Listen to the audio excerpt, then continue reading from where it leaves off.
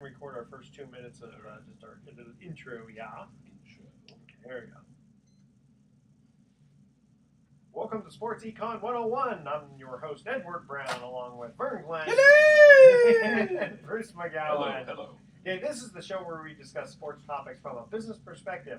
And we don't have any Business special or guests. business? Business, yeah. My business. Yeah, business. Yeah, that came from Get out of my business. Steve Kerr, right? Remember, he was a blowman. Hey, you get in my business. Get out of my business. So on this show we talk sports from a business perspective, and at every commercial break we're going to ask a trivia question, sports trivia question, and the first three emails with the correct answer win a free 3-day 2-night stay at the Lighthouse Resort.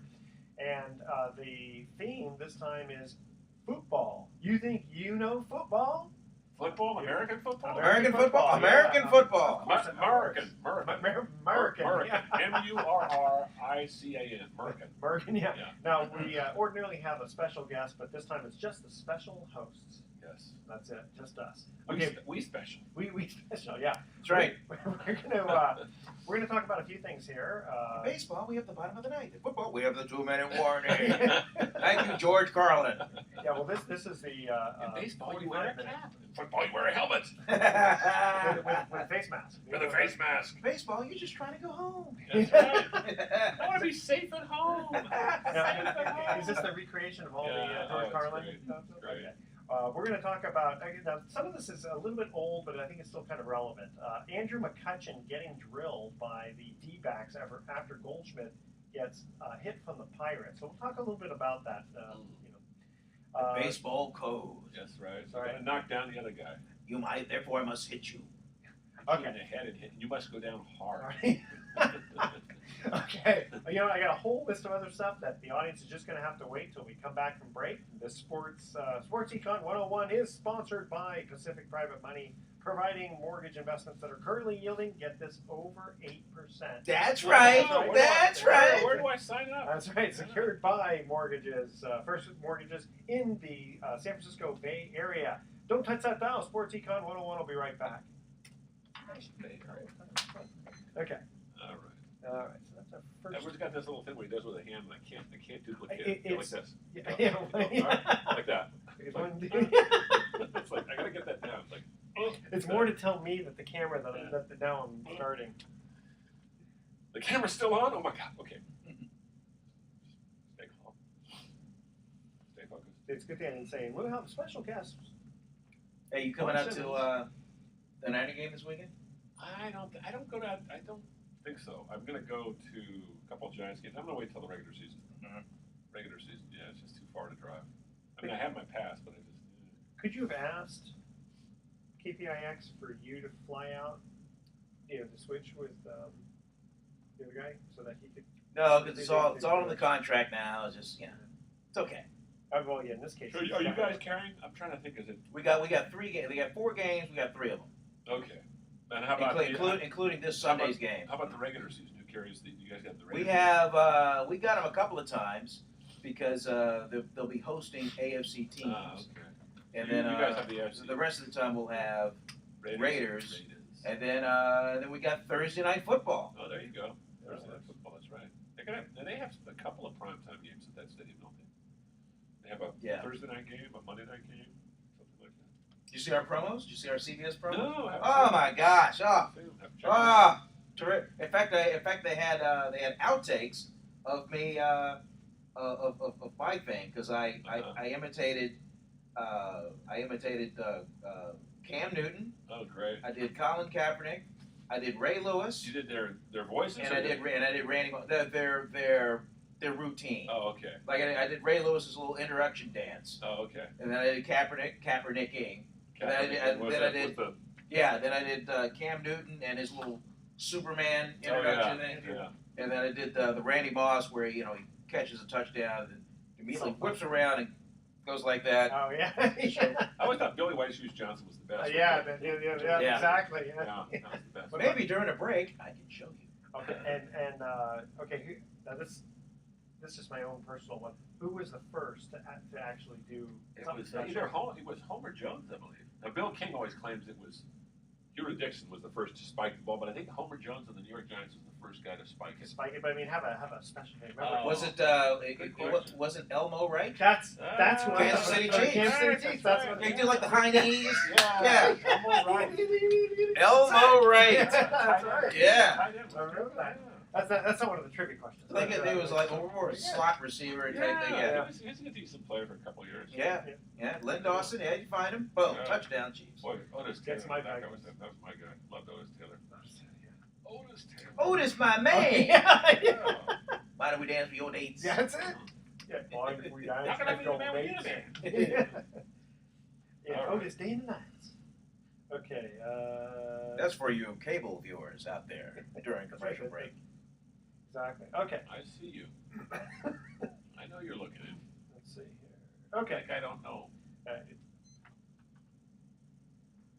Well, welcome back to Sports Econ 101. Edward Brown, your host. Vern Glenn. And Bruce McGowan, co-host here. It's wonderful. Wonderful to be here again.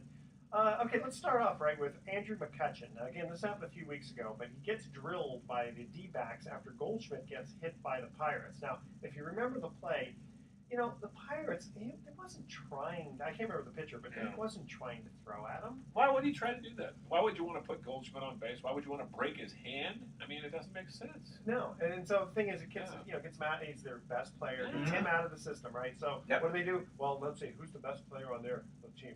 Let's get Andrew McCutchen. Yeah, we're going to hit him. Yeah. It's part of it. It's part of this baseball code. I understand it, but I think it's kind of silly. It really is. I got to get you because you got me. Even though you weren't trying to get me, I'm going to get you anyway. Well, it used to be in the old days they would get the pitcher. Yeah. I mean, especially in the That's National one thing League, I like right? about the National League. The pitcher, the American League, the pitcher doesn't bat, so he can throw with impunity. Do whatever he wants. I love it when we talk to the pitcher after the game. He goes, "Whoa, got away from me." Yeah, right. Get out of here. He was throwing like 1,000 baseballs in the last 2 days. Yeah. Not buying it. No, and especially when somebody throws the bat back at you, like Manny Machado, or remember Campy Campaneris did that during the playoffs way back in '72. Threw the bat, it pinwheeled at the pitcher, and he had to jump rope to get out of the way. Well, Roger Clemens and Mike Piazza, remember the series? Oh, that was an accident. He gets it, throws it away. Here's something that I thought was interesting. Some guy who makes a comment about, what can they do to stop that? So this guy makes a suggestion. He says, why don't you throw out the pitcher, throw out the manager, in this case Kirk Gibson, and the next top 3 relievers? Ooh. You think that might stop the retaliation? Yeah, you'd be running out of bodies. Yeah. Well, But not that would a make bad it. idea. Yeah. So, but of course, it's going to be the umpire's discretion as to whether or not they were really throwing that. I hate to be the umpire. I have to deal with these situations. It's just a bad kind of a position to be in. No fun. No fun. Okay, No let's fun. move on to this. Remember the new ruling that just came out for the NCAA for Ed O'Bannon? So they're talking about here, okay, basically the ruling permits athletic programs to pay their football and basketball players for use of their images in video games, posters, television commercials. And it's like a cap that they put on it, like for a month or something like that. $5,000 per season per player. But it's or after they $25,000. graduate? After they Well, graduate? they get the money afterwards. After. But then Yeah, it goes in some kind of a trust, some kind of a kitty or something like that. I don't have a problem with that. Okay, but don't you think what about opening it up to abuse by recruiting players that way? So you basically say, you get some high school player, right, who's really good. You say, tell you what, got some game show or game, yeah, you could do a ruse, right? And then the thing is, it's $5,000 per season per player. So you talk to a couple of the other players and go, yeah, here we're gonna give you the money, but you slide it over to this guy. I mean, you can all kinds of games can play. Yeah, there'll be some gray areas. There'll be some end runs. Somebody will always try and beat the system. I hate to say it, Vern. One of the reasons I don't like college sports anymore is because the money has gotten so ridiculous. At least in the pros, there's no pretension. Yeah, these guys are professionals. Yeah, true. Yeah. And in college ball, I mean, how much longer can the NCAA hide behind the fact, it's just for our student athletes? Yeah, come on. And who's making all the money? The athletic directors, the commissioners, the coaches. $1 million or more a year getting paid. Yeah. Yeah, it still goes along beyond that. Well, what about the Olympics, right? They, it used to be you could only have non-professional people, and then now you can eventually they say, well, you got the dream team. But I guess kind of crazy. Do they get actually?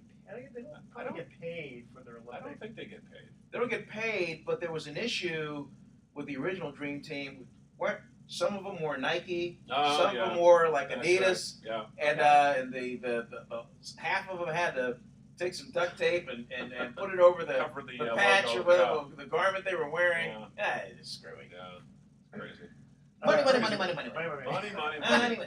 More money, more problems. I want mine. Gimme. Gimme. Yeah, gimme. Hey, moving on here for a little bit. Dallas Cowboys, this time around, offensive tackle Tyrone Smith signed an 8-year contract extension that'll take him through the 2023 season and will be worth $97.6 million. Yeah, well, how much you get up front? Because that's what he's really paying for. You know, this article didn't say specifically, because that was a question I had, is what's the value of a player of that, offensive tackle? Because they don't play for that long. Must be well, first of all, it must be a left tackle. Yeah. Because that's the blind side. Because unless you're left-handed. That's the glamour. Yeah, that's the glamour position on the whole offensive line. So all because of the Lawrence Taylor, Joe Theismann thing, right? Well, yeah, I mean, most quarterbacks are right-handed. Got to protect them. It was the best. I always remember Art Shell of the Raiders was the guy that protected Ken Stabler. I think in the Super Bowl he shut out Jim Marshall, completely shut him out. He didn't even get a hand on Stabler. And Art, I always remember him being a very large human being. Well, yeah, he was a big guy, very soft-spoken, too. Good coach the first time around. Second time around, not so good. But heck of a 8-time Pro Bowler. You said, I'm trying to remember him coaching twice. He coached twice. He coached for the LA Raiders. And then Al Davis got rid of him because they missed the playoffs one year. And he later realized he made a mistake, and he brought him back. And unfortunately, by that time, the Raiders had really sunk to the bottom of the barrel. I think they scored something like 12 touchdowns the entire season in 2006. And they won 2 games. That's not going to go to too many playoffs. That was the Jamarcus Russell year, Oh yeah. Oh, God, well, and that's the thing. It was a saying, you just can't go home again. No. You go through once, you can't. Can't do it. Well, there's a lot of stuff that goes on behind the scenes too. Like we don't know what goes on in the locker room, the camaraderie. Because you wonder, okay, how much is it really the coach's fault compared to just the players playing as a team? There's a certain amount of it. I think you bring in a guy like a Bill Parcells or a Bill Belichick, and they can change the culture. I don't think it's that easy in baseball because it's such an individual sport. But don't you think, Vernon, in basketball and football, if you bring a guy in and you have a reasonably respectable team, that coach can, if he brings in the right people and creates the atmosphere, the culture, he can change things almost overnight. Look what John Gruden did for the Raiders. Yeah, you can. Plus, maybe aside from the NBA coach, here's something nobody really kind of talks about with these NFL coaches and with these managers. They have to deal with the salaries that these guys are making. If these owners are paying this guy, $20 million, he's not paying him to walk around with a clipboard. Yeah. He needs him in the game. Yeah. And so I remember speaking of Art Shell, when he was coaching the Raiders and Roger Craig had come over there from Plan B, and they were trying to figure out a reason to get rid of Roger or drop his salary or whatever, so they just fabricated this one thing about how Roger's all of a sudden lost it and he can't play anyway. Art called him in the office and asked him all these innocuous questions, and then he just said, "Well, we're going to cut you." Jeez. Just. Yeah. But it was only to create room for somebody else. Sure. Well, crazy. It is crazy. I would not want to be. Can you imagine being a coach too and having to? I mean, Jim Harbaugh loves it, but these guys, they live with this. It's like a 16-hour day, literally. John Gruden used to show up at the Raider offices. I remember this at 3:30 in the morning. That's insane. And of course, going back to the days of Dick Vermeil when he was with the Philadelphia Eagles, he used to have a cot in his office and he'd sleep there. See, I'd be sick if I put in those many hours a day for I don't know. They're making big money. 8 and 8. 7 and 9. For what? I mean, I must be doing something wrong. For what? I mean, I had a couch in my office, but just to take a little 5-hour, 5-minute power nap. 5-minute power nap. Remember when Dennis Erickson came in with the 49ers and he would coach the minimum. Because he wanted to be on the golf course all the time. Oh, yeah. And it showed. He was always playing. The team was so bad. Well, it's amazing how maybe he knew the team was bad and was hopeless. Oh. He couldn't save it. So what the hell? Yeah, that's not going to help the camaraderie of the team. Not going to be too hard for you there. Anyway, hold that thought. No We're going to come to our first commercial break, and again, the theme is "You think you know football?" Okay, here we go. Rushing great Jim Brown played in only 9 NFL seasons. He won an amazing 8 rushing titles. Who took the rushing title in the only season that Brown did not win it? In fact, the only reason he did it was because Brown played injured for most of that season. Well, that's what they're guessing. Just had a coincidence, maybe? I don't think so. All right, the first 3 emails with the correct answer win a free 3-day, 2-night stay at the Lighthouse Resort. Email edward@sportseecon101.com. The answer to this question. Rushing great Jim Brown played in only 9 NFL seasons. He won an amazing 8 rushing titles. Who took the rushing title in the only season that Brown did not win it? All right, that's your question. That's a really good question. Oh, thank you very much. Man. Thank you very much. All right, don't touch that dial because Sports Econ 101 will be. And by the way, the answer is not Roger Craig because Roger Craig, frankly, I don't even think he was born then, right? No, he wasn't. All right, don't touch that dial. Sports Econ 101 will be right back. That's a good question, man. Gosh, let me think here. I'm going to take a guess. That's my job. Come up with these questions. Bronco Nagurski. Well, the first guy that comes to mind is Paul Hornung. Paul Hornung? That's the first guy. I'm thinking of Tommy McDonald for some reason of the Philadelphia Eagles because they won the championship in 1960. Yeah, and I don't know why I'm thinking of Tommy McDonald. He's a Hall of Famer. Maybe, I don't know. That's Fred Biletnikoff's idol. Fred Biletnikoff went up to him at the Hall of Fame. He goes, "You're my idol." He goes, "Why? Why am I your idol?" Because you are. Well, because we're number 25. He was younger and he watched them. Yeah. And, We got to get Freddie on. Freddie would be great. God, what a great storyteller. I'd love to get him on. He didn't return a call, though. Everyone at KPIX 5 is excited about Thursday nights this fall. There you go.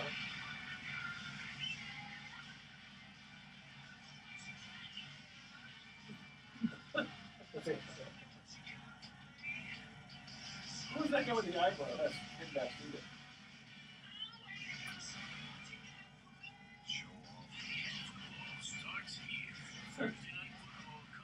Isn't that a great promo? That's a great promo, man. I missed it.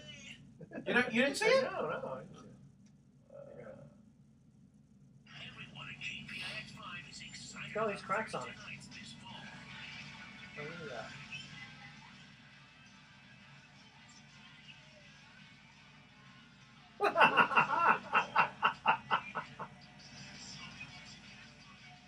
Will the Niners play the next game? But this Saturday? Sunday. Afternoon? Very good. Okay, I saw you in there. I knew it. Dennis, and then Ken Bastida, and Liz Cook, our other anchor, and then Paul Diano, our weather guy. All right, so here's the outtakes. You'll love this. Oh, yeah, go ahead. Behind the scenes, Thursday night promo.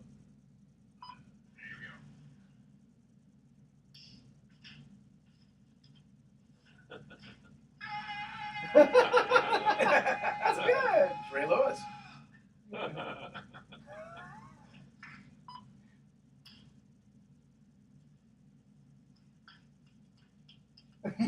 Randy Moss.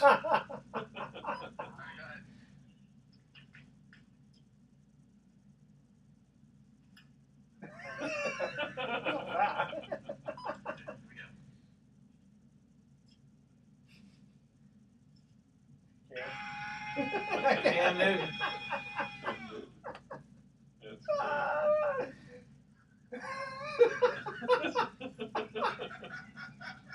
You gotta put that on your. Yeah, you know what? You gotta send that to me.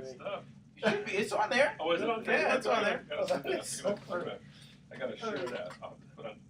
I have to share that one. Yeah. It's a good share. The outtakes. Yeah. Yeah, man. Now, I have a bunch of stuff here, but is there anything you guys like? Follow your lead here. We'll have fun. We're just letting it flow. Yeah, letting the love flow. Just letting the love flow. I mean, some of the stuff I haven't gotten to for so long that I think the Bay Bridge series. God. Guess what? The Ace swept it for. Okay, here we go. Well, welcome back to Sports Econ 101. Edward Brown, Bernie Glenn. Yes.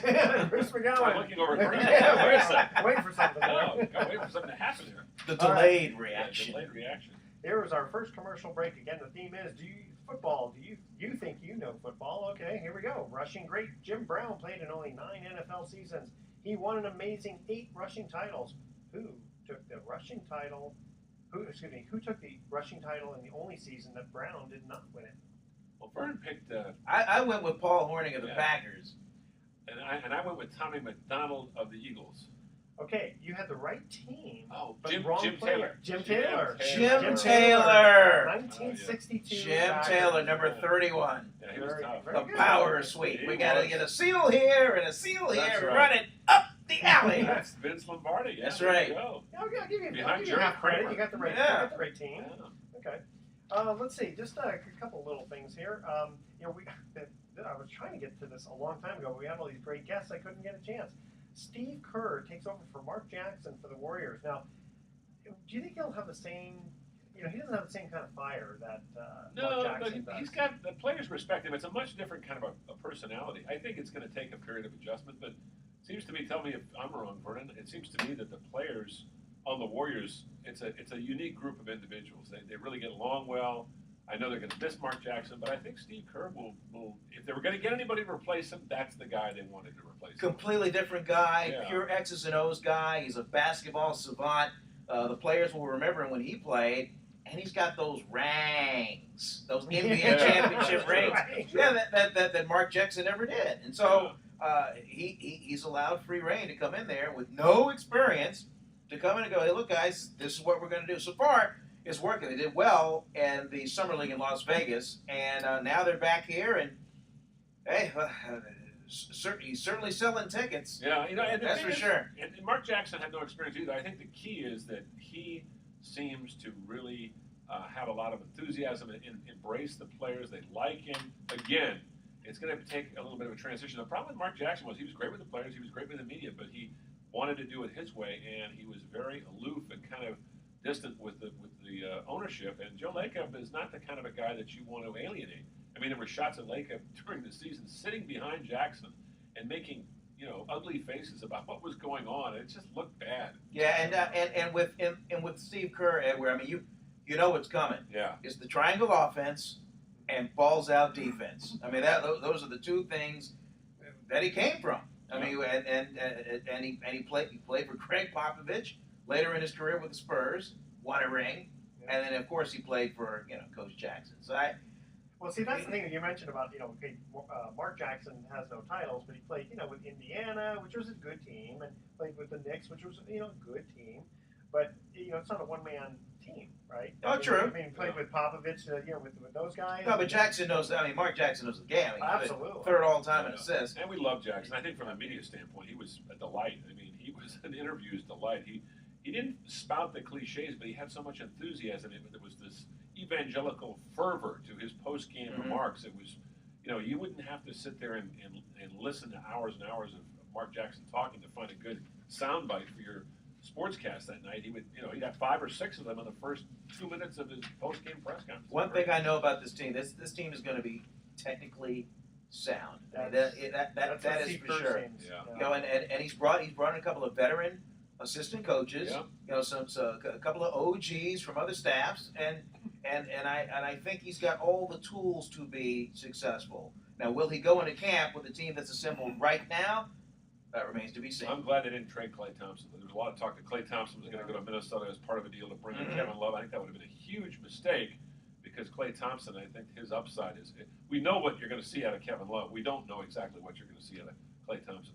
His potential is I think he's really just starting to hit his stride. And he's already the team's best defender. Oh, terrific. They put him on the other team's best guard. Yeah. They still would love to see Kevin Love come to San Francisco. Well, of course. Yeah, I mean, yeah. Can I just pick? Can I just pick all the guys I want? I'd like to do that. Okay. That's like would you let him want to eat crackers in bed? And not to get on the Warriors too much or talk about them too much, but how about 4 guys in the Hall of Fame? Mitch Richmond, Sharunas Marciulionis, Al Idols, who gets a Lifetime Achievement Award, much deserving because they guided the team to a championship in '75, and the late, great Guy Rogers. And I thought it was fitting that Richmond was sort of the centerpiece, and Michael Jordan, of all people, said he was the toughest guy that I had to deal with out on the court.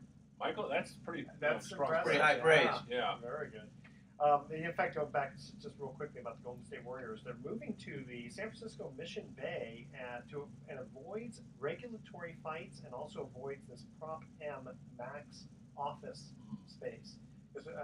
Weren't they thinking about going somewhere else? Pier 3031, and then they found it was going to cost 2, maybe 3 times as much to to fix all the piers down there, and they were like, well, we just can't do that. Just like Venice, you know, you got. But I think the interesting thing is the Giants own that property, so so the Warriors got to cut the Giants a check. Oh yeah, Larry Bear is very that happy with spot. that. Oh hell yeah! Giants CEO Larry Bear very pleased with that. I can tell you. Yeah, like that. Just a real quick thing about LeBron going back to Cleveland. Sounds like he wants to Great stay there move. forever. Great. and I'm glad to see he says I want to stay there for the rest of my career. I mean, he's already got his rings. Yeah. I mean, what else is left? And they bring in Kevin Love. They got this new exciting coach. I guess coached the Israeli team. Was that it? The international coach. Yeah. And already they're being penciled in as a finalist as the best team in the Eastern at Conference. least in the Eastern Conference. That's amazing, isn't it? LeBron. They say LeBron alone is worth 20 wins. Wow. Alone. Well, they had to give up. They had to give up Wiggins. Wiggins. They got how many wins they had last year? They had Enough to fill 30 some odd wins. Yeah, so that's terrible. yeah. It's nice for Cleveland too, because that's an area that's just worn down. I mean, when was the last time Cleveland won anything? That Brown, you mentioned, we talked about Jim Brown earlier, 1964. Cleveland Browns. That's the last championship that the city has won. I will be making my first trip. You hear that, Cleveland? I will be making my first trip ever to Cleveland this football season. It's go to so Cleveland. It's like a mid-October game. Raiders, Browns. You've got to go. Yeah, the thing about Cleveland is it's almost like going back into a different era. It really has that feel. It's a big city, but there's a feeling of a city that's just kind of frozen in time, and it's not like like 1940s type of thing. Yeah, more like the '60s, you know. But it's just I like Cleveland. It's a nice town. I wouldn't want to live there, but it's a fun place. It's a great sports town. By the way, really good movie. The Draft Day with Kevin Costner. Good movie. Yes. Rent that one at home. Yes. That one I Yeah. want to I have to get that one. My wife is not a sports movie freak though. She did like Hoosiers though. My daughter. Hoosiers. How do you not like Hoosiers? My daughter. I used to watch Hoosiers with my daughter. When she was 5 years old. She'd want to see it every week. Really? And it got to the point where she was remembering all the lines. Yeah. Telling you while you're watching. We're gonna run the picket fence, and then I'll make it, Coach. One of my favorite ones. Did you see the movie Radio?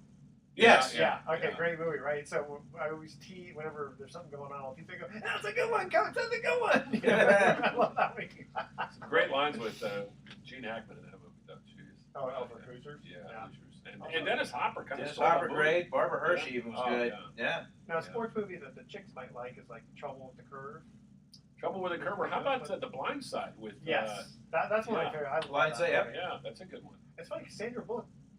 She never looked as good as she did in that movie. Another good one, Secretariat, and I think it was Diane Lane. Diane Lane. Yeah. And of course, the movie that Clint Eastwood was the boxing trainer, and who was the $1 Million Baby? $1 Million Baby. Yeah. That's such a sad film. Oh my gosh! Don't give the ending away. No. Okay. Yes. Well, see, we're just going to get everyone to start going out there and renting it. But here, going back to LeBron going to Cleveland. But did I read correctly? Bosch is going to get $118 million. Is he worth that? Yeah, he's given them the max, right? Yeah. Max contract. Yeah. And because they could do that, so they How old is he get now? Early 30s. Yeah, I think he's like 31, 32. That's kind of getting up there. Yeah, he's got a couple. But he can defend. He can score. You know. That's true. I mean, he's one of those few big guys who's got a good 3-point, a decent 3-point shot. Let's see here, just real quickly with the city that will host the 2022 World Cup doesn't even exist yet. Yeah, that's it. Qatar. Qatar, yeah. I mean, it's in this country of Qatar. So one of these man-made oil country rich. Yeah. There was a piece of there was an article in Sports Illustrated, Brian. I guess they're showing the actual place where the stadium will be built is just a pile of rubble right now, out in the middle of nowhere. But this is going to be the big showcase for this. They said they're not going to have a problem with the weather because by that time the technology will be so advanced that they'll be able to create, this little environment where the weather is very comfortable inside the stadium. Yeah. What was their presentation to the committee? You heard the story that there was some money that exchanged hands, and it was pretty blatant.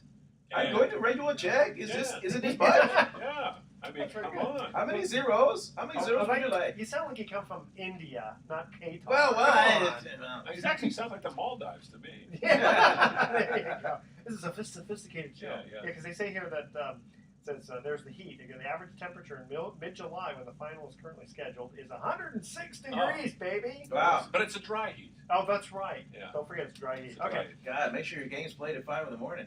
Yeah. Yeah. That's like when you go to It some of is. these foreign countries and you see construction workers out there at like 4 a.m. It's too hot. Yeah. Okay, we're going to cut to our second commercial break. Already? Yes, we are. We're having Okay. too much fun here.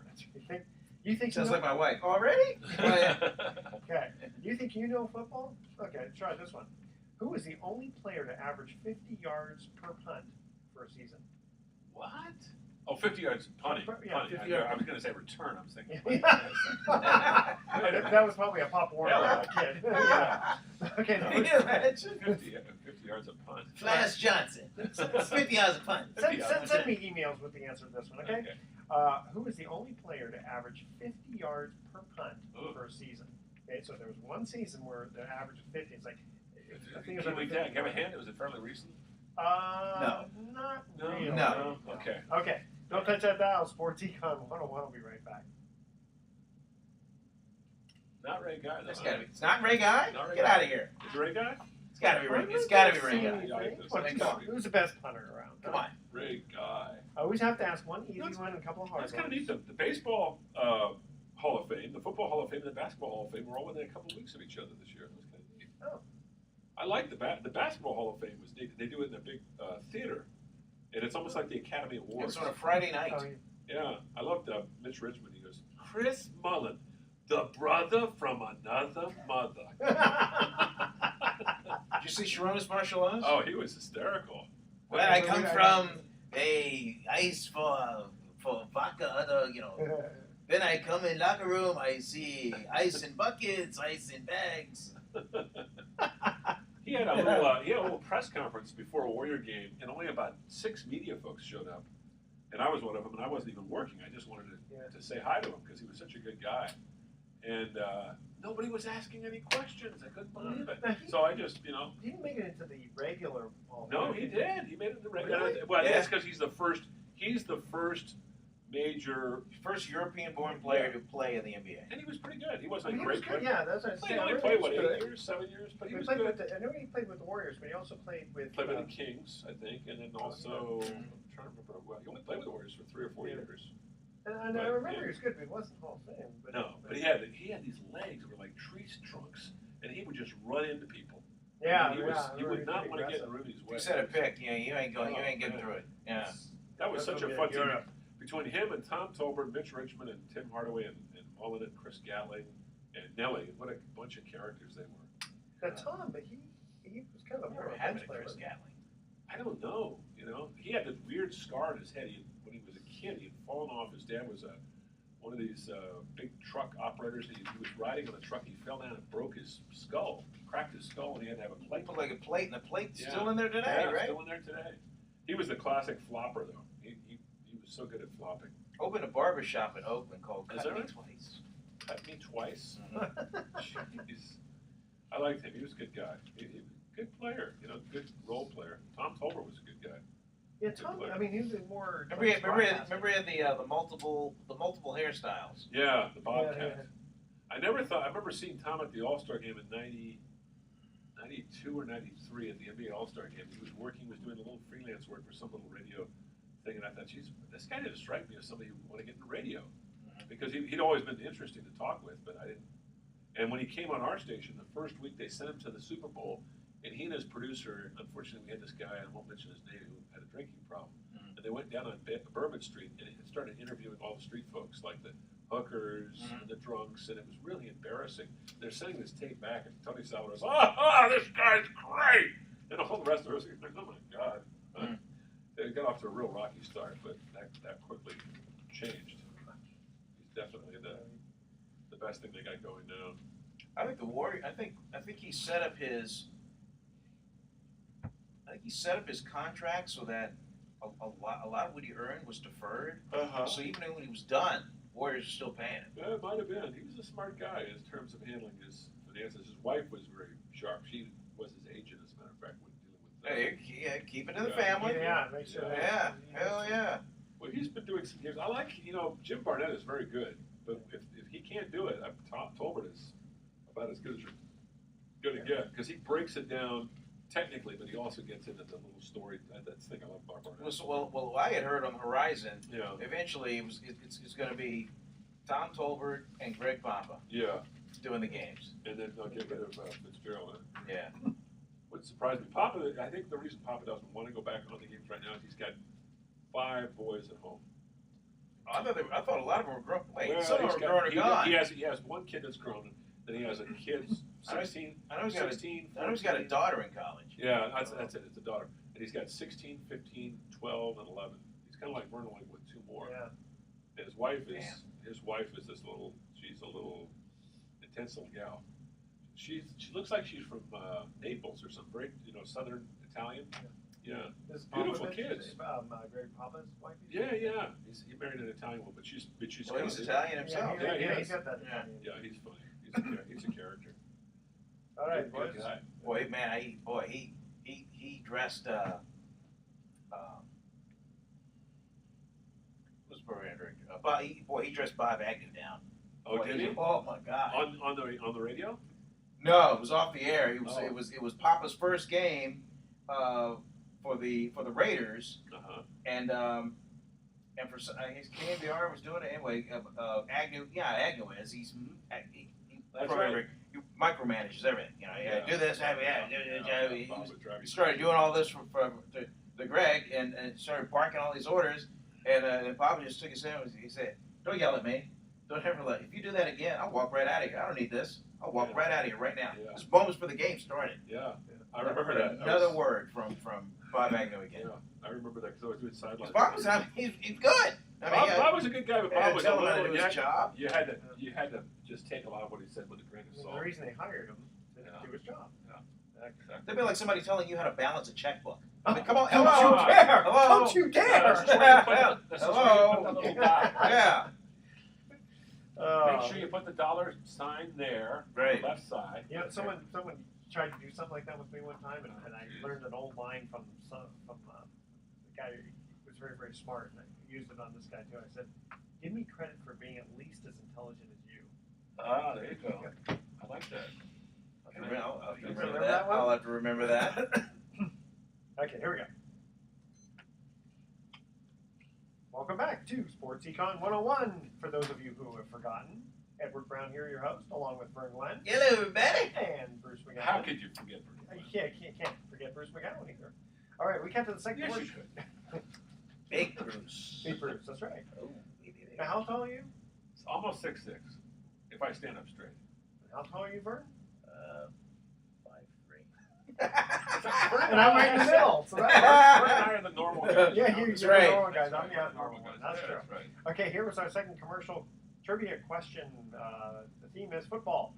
Who is the only player to average 50 yards per punt for a season?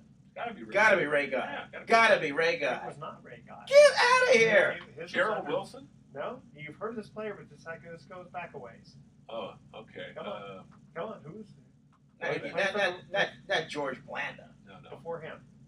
Before, so back in the 40s. Yes. Oh, Lou Groza. No, he was a kicker. Come on, Washington Redskins. Punter. Come on, he was also a quarterback. Sammy Baugh? Sammy Baugh. Sammy Baugh. Slinging Sammy Baugh. You got Number He 33. got the term slinging more from baseball than football. I love those old interviews, the NFL films with Sammy Baugh, and every other word is, has to be deleted because throw the bleeping football, and we're trying to get the bleeping points on the board.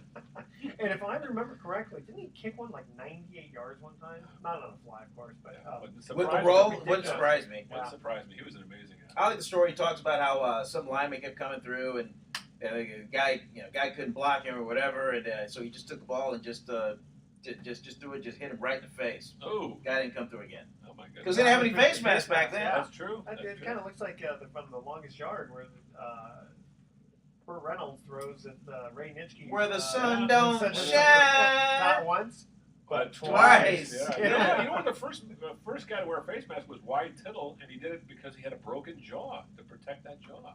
Oh, what a whim. Yeah, I know. God, you think the leg? Look at that. Well, hey, that's a pretty good idea. Yeah. Well, let's put these things on his helmet. Gee, you'd think Bob St. Clair, we had him on. With missing teeth when a guy kicks him in the teeth, that would do it. Ouch. Okay, moving on here. Let's see. Here's Emmanuel Mudiay. has agreed to a 1-year, $1.2 million contract with the Guangdong of the China Basketball Association, the richest overseas contract ever for a high school player. High school? Wow. Where is he from?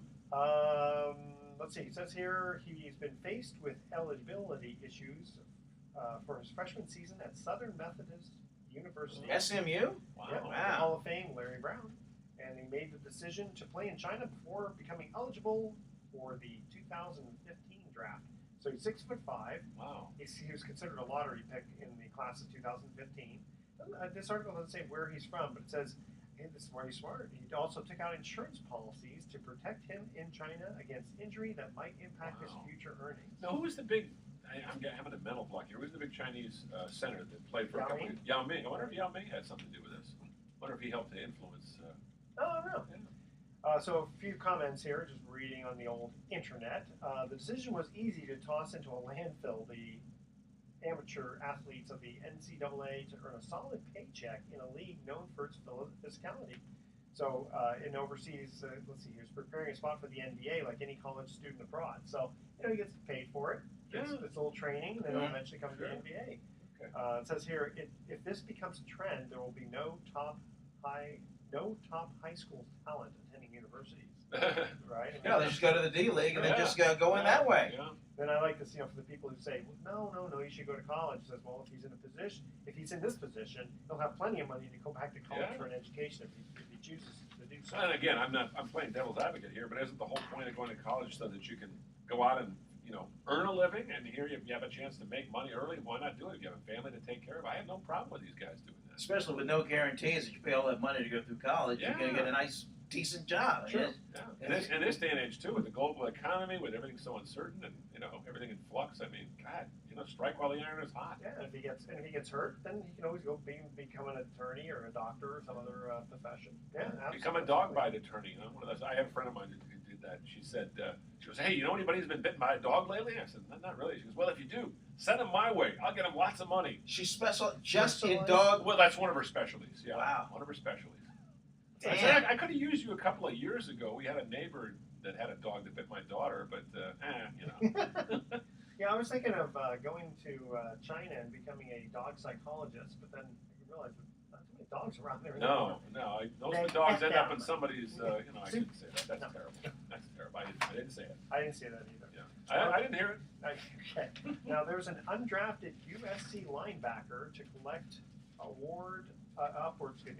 upwards of $1 million for being undrafted. Why? Okay, so here's the deal. What, he took out insurance? Yeah, Hey, I'm not drafted. Oh, He took out a loss of value insurance policy. Smart guy. Yeah, I mean these guys are Smart guy. well, and also the That sounds like something insurance Shane guys. Scove would do. Yeah, Shane Scope, for those that don't know. Who did go undrafted, Yeah, shockingly. undrafted, great player out of Stanford, linebacker, played there on all those 4 great teams with Harbaugh and David Shaw. All Pac-12, Yeah. all this, all that. He's barely hanging on with the 49ers, but man, that guy is just, you talk to him, he looks like a football player, he acts like a football player, he should be in the NFL. But you're saying he did do that, Vernon? No, I'm saying this sounds like somebody. He probably would have done, yeah. Well, it says here the potential first day pick 2 seasons ago. So 2 seasons ago, he was Projected to go in the first round. Yeah, right? He took out a loss of value policy in the summer of 2013 that provided him with $2 to $3 million worth of coverage in the event an injury caused his draft stock to fall. Wow. So they figured, if I get injured a little bit and I don't go in the first round, I'm not going to be making $10 million a year. I'll make $2 million a year, or whatever it is. I thought that was pretty ingenious. Yeah, but I wonder what the premium is for that. Okay, here we go. The premium is only $30,000 to $35,000. Wow. Yeah. Policy similar to his would be in the range of 90 to 105 if most players are doing it. So I don't know how he got such a good deal. That's pretty. Can't pretty lose smart. proposition there. No, not bad at all. Not bad. Okay. Astros prospect gets big deal. Call to majors. So here's a guy. He was rated by many as baseball's top first baseman of the future. Okay. Yeah, but did the deal not go through? Did he ended up not signing with him, right? I think you're right. Yeah. But I'm looking at this. I'm going, okay. He's hitting .267 with 14 homers and 43 RBIs in AAA. and he was suspended 50 games last season for a second failed drug test. I'm not thinking of the same guy then. Let's see, prospect Joe Singleton. Joe Singleton, yeah, he's been out for a while, hasn't he? Off and on this year. Yeah. Yeah, the guy I'm thinking about was just drafted out of high school. It's past draft out of high school, and they thought we were going to sign him, but they didn't sign him. But I guess I think he was a pitcher. The whole reason that this kind of sparked interest for me is the fact that it says here, he's rated by many baseball top first baseman of the future. Wow. So he's rated very high, right? Right. And I'm thinking, 267, 14 home runs, and 43 RBIs in AAA. That Well, you know, the thing about baseball, it's funny though. I mean, Yeah, but that rating came out probably when he was in high school. Yeah, and the thing is, a 22-year-old. yeah, the thing is that sometimes these guys, I'm not saying this happens all the time, but sometimes these guys, they take a while to mature, and it's something just, you know, the light bulb turns on, and all of a sudden, by the time they're 23, 24, boom, they become a big star. Now, that's not always the case, but, you know, baseball's a little different. And then some don't pan out. Billy Beane. Yeah, that's right. Billy Beane, he was like the number one baseball prospect in America. Stanford just salivating and signing him. And he didn't sign. He signed a contract to play for the Mets. Number one overall pick. And it didn't work out. I know, you know, I'd have to go back to his stats because, you know, I thought he was a decent player. Now, which Billy Beane were you talking about? I'm talking about the Billy Beane that's currently the general manager of the Yes, A's. right, okay. Yeah. So I thought you were talking about, because there was the Billy Beane that came out of the closet that didn't have the E at the end of his name. Yeah. Right. But I'm not sure how This one's with the E. Yeah. With the E. With the vowel. Yeah, I think that's why he's I'll got take a such vowel, please. I think that's why he's so passionate about baseball. You talk with him, he cannot watch the game. For instance, you go to the game, you try to find out where he is. He's usually down in the workout room. Yeah, working out. On the exercise table, or he's running around the stadium taking a run, or he's in his car driving around listening to the game on the radio. Is it just too intense? He can't.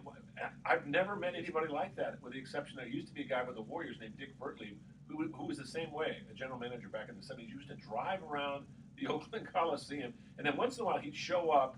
And I distinctly remember this during a game. I heard this guy screaming behind me. I thought it was a fan. It's Dick Vertley. He was kicking a chair, and he missed the chair with his foot, fell down, slid down the stairs, and everybody's looking around. What happened? He's like hiding under the stairs because he's so embarrassed that he made a So they statement would of himself. listen to the game, but they just Billy's that way. He's not quite that crazy, but he's that way. He cannot watch the game. But he'll listen to it. He'll listen to it. Oh, yeah. Oh, he knows what's going on. Does he say what the deal is? Is he just like? He just says he can't. It just. It's like there's too many like I want to coach it. I want to change things. Brian Sabian's kind of that way too. I've sat in a box with Brian Sabian for an inning once, and it's an interesting experience.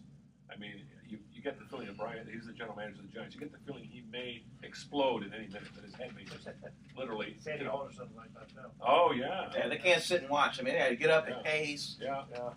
They're worse than the managers. I had a little article here. This came from Sports Illustrated on Don Mattingly. I don't know if you guys saw this one. This is a couple months ago here, but you know the Dodgers, they have so much talent, but you know, what about all the internal drama? You know, all these guys making so much money. Yeah. And it says that there was a quote here. It says, "I saw how instability affected a team and how guys talked." Mattingly said, "They'd say, 'Well, he'll be gone soon,' and they had no respect." So you know, it's like how much respect does the manager get when you get these superstars playing? It depends. You know, I mean, some managers get a lot of respect. It just depends on the personalities that you're lucky enough to have in that clubhouse. And if a team is winning, that kind of solves some problems right there. But yeah, I mean, even if teams that win sometimes don't have the most.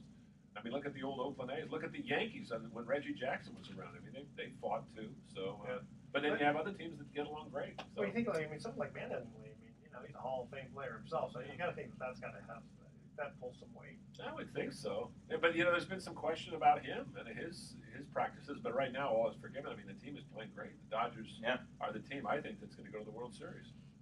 Got a commanding lead in the National League West. That was a little frustrating, wasn't it? The Giants were what 9.5? 9.5 games in front. In June, they were winning ridiculous number of games. They were winning 2 out of every 3 games.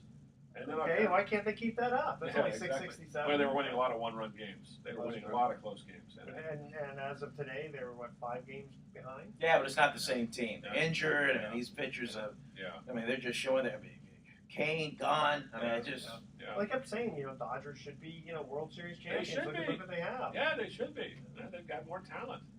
Speaking of talent, about the Kansas City Royals. Wow. God, they're beating everybody. Boy, they beat the Giants 3. They beat the A's. Hey, they're looking good. I like that team. That's got some good talent. Good pitching. All right. You guys ready for our third and final commercial break? Bring it on! You think you know football. Come on, guys. You're 0 for 2. Oh, man. It's easy. Okay. This is a fun one. We kind of got half of one. You got half one. That's true. We got to give you credit. Yeah, we got a moral victory. Yeah. All right. How do you spell Harbaugh? No. Here we go. The first combined NFL-AFL draft occurred in the 1960s. Who was the first overall draft pick in this inaugural draft? And you do know his name. Yeah. Okay. I know who it is. Okay. I know who it is. We think we got a winner here. I know who it is. All right. Got a winner. Okay, so the first 3 emails with the correct answer are going to win a free 3-day, 2-night stay at the Lighthouse Resort. Email edward@sportsecon101.com the answer to this question. The first combined NFL-AFL draft occurred in the 1960s. Who was the first overall draft pick in this inaugural draft? Don't touch that down because Sports Econ 101 will be right back with that answer and some closing comments. You know that one? I think it was 1965. Was it Namath? And I think it was Joe Willie Namath. But I think the Jets. You're a very smart man. Yeah. I always thought that the New York Giants he thought he was going to go to the Giants, and they picked Tucker Fredrickson instead. They didn't go with Namath. Wasn't there a question of did it all come down to who could give him the most money? And then the Jets came up with that $200,000 contract. The Jets had an owner by the name of Sonny Werblin. He was he was an impresario. He was just a really smart promoter, and he took over for a guy named Harry Wismer, who had been this alcoholic, kind of crazy sportscaster, whose most famous thing was he was calling a game, and he said, so-and-so's running to the 10, to the 20, to the 30, and he laterals the ball, because he had the wrong guy. He laterals the ball off. What a great play. What a selfless play. He had the right guy scoring the touchdown. Yeah. Not the lateral. But because it was on radio, nobody knew. I love it. Or Harry goes, look at that son of a bitch run. Yeah, look at that son of a bitch run. There you go. Okay, here we go. We'll let you answer. Yeah, I like that. Welcome back to Sports Econ 101. Last time for today. I'm Edward Brown, your host. Vern Glenn from Bruce McGowan, sportscaster. Who used to say, hey? Jack Brickhouse, the voice of the Chicago. I thought it was Fat Albert. Yeah. Oh, he did. I'm a gonna play the football. Okay, we told Vern he'd get to answer this one because we said he's a smart guy. The first combined NFL-AFL draft occurred in the 1960s. Who was the first overall draft pick in this inaugural draft? Vern. I think it was 1965. I think it was Joe Willie Namath out of the Alabama Crimson Tide. Well, I told you were a smart guy, but you're wrong. I'm wrong. You're wrong. It was 1967, and it was Bubba Smith from Bubba Smith from Michigan State University. But you're still smart. Oh, thank you. Okay, so Bubba Smith, guys, I think we're gonna cut Baltimore Colts. Yeah, and then the Raiders. The Raiders traded Raymond Chester to get him. Yeah, I love Bubba Smith. Yeah, he was kind of cute in the movies too. Yeah. Okay. First time he saw snow was at Michigan State. Is that right? Yeah, because he was from Texas. Oh, yeah. Well, Texas sometimes. He says he got up in the morning to go to class, went out, saw snow, turned around, went right back in. I love it. Here's our thoughts for the day. Prior to 1900, and you guys know this, prize fights lasted up to 100 rounds. Unbelievable. Can you imagine just showing up for round 100? With bare knuckles, too. Yeah. I mean, it would be fun to see that. I mean, until just somebody drops. But I wonder how many punches were actually thrown and how many were actually landing. That's a very good question. Okay, and people in nudist colonies play volleyball more than any other sport. It's an easy one to play because, what can you hurt? I was going to say, that's better than playing rugby or darts. Yeah. Okay, Darts, tune in next week. Unless you got hit with a spike. Oh, that's true. Yeah. Tune in next week to Sports Econ 101, where we're going to be discussing sports topics from a business perspective and giving away more vacations for answering sports trivia questions. Thanks for listening. On behalf of our team, I'm your host, Edward Brown. We'll see you next week. Good night, America. So long.